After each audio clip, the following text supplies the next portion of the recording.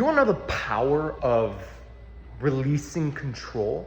Everyone in this lifetime wants more control. You want more control, whether that's over your partner or over your job or over your finances or over your friends. And you may not necessarily believe that, yes, it's control that I want, or you may be rejecting that. But in a sense, every single person wants more control over their own lives.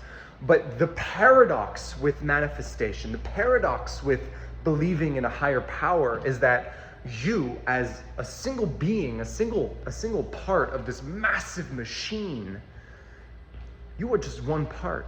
You cannot control anything other than yourself. And I know that a lot of people are going to feel resistance when I say that. But if you really think about it, you can try and control someone, you can try and control the situation, but how many times have you tried to do that and it's ended up in a way where someone feels hurt or has resentment towards you, or the outcome you wanted didn't even happen?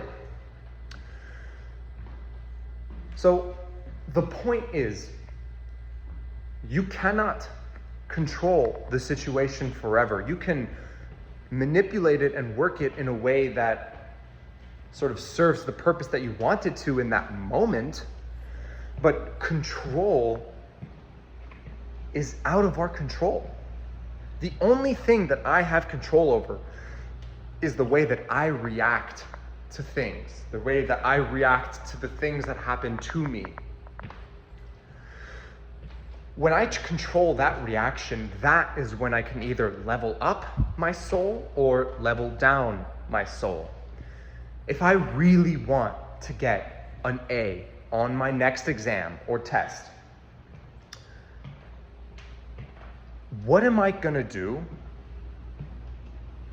if I get a B or a C? The reactive person is gonna be upset at myself, is going to be angry at myself. Maybe I didn't study hard enough. Maybe I didn't ask enough questions. Maybe this, maybe that, okay.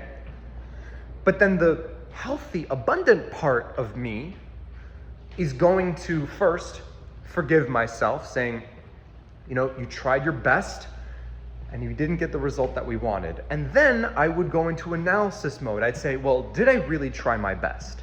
And if I didn't, what can I learn from that experience? Could I have studied harder? Will I study more next time? Will I go to office hours next time? Rather than beating yourself up when something doesn't happen in your favor, try to understand, where did it go wrong and how could I do better next time?